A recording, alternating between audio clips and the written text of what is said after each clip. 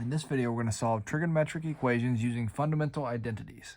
It says, given that 0 less than or equal to beta less than 2 pi, so within one revolution on the unit circle, and beta is in radians, which of the following gives all solutions to the equation 2 cosine 2 beta plus 8 cosine beta minus 3 equals 0?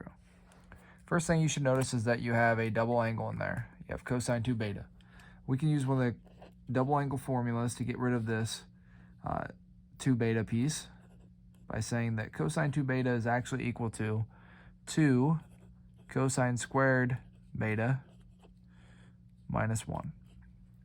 And then we can actually substitute that in. So I'm going to write substitute that in to the equation, and we would have 2 parentheses 2 cosine squared beta minus 1 plus 8 cosine beta minus 3 equals 0. Now, I'm going to distribute this 2 to each term, so I get 4 cosine squared beta minus 2 plus 8 cosine beta minus 3 equals 0.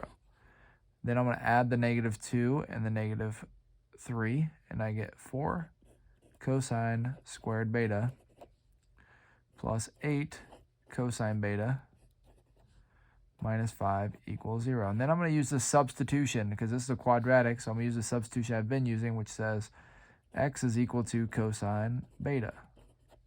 So I get 4x squared plus 8x minus 5 equals 0. And then I'm going to try to factor by grouping here. 4 times negative 5 is negative 20. Factors of negative 20 that would add to 8.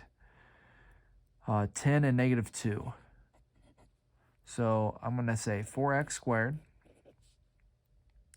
minus 2x plus 10x minus 5 equals 0. Obviously, this is still 8x, but I put them in a way so that I could easily factor. I'm going to take out an x, and I'm going to take out a 2.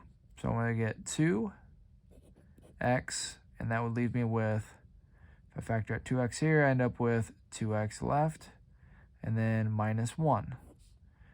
Plus, I'm going to factor out a 5, and that leaves me with 2x minus 1. Factor 2x minus 1 out, and I end up with 2x minus 1 times 2x plus 5 equals 0. Let's use ZPP here, zero product property. So 2x minus 1 is equal to 0, or 2x plus 5 is equal to 0. I'm going to add the 1, divide by 2, and x is going to equal 1/2. Or subtract the 5, divide by 2, and x is going to equal negative 5/2. And then I'm going to resubstitute my cosine beta back in. So this is cosine beta is equal to 1/2, or, slide up just a little, cosine beta is equal to negative 5/2.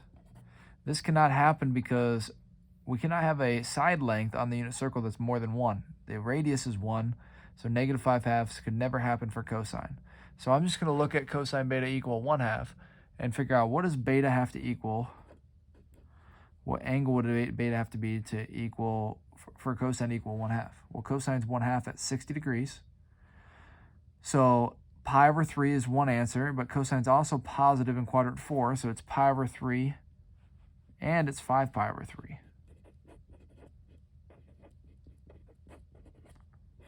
And those are the solutions to the equation.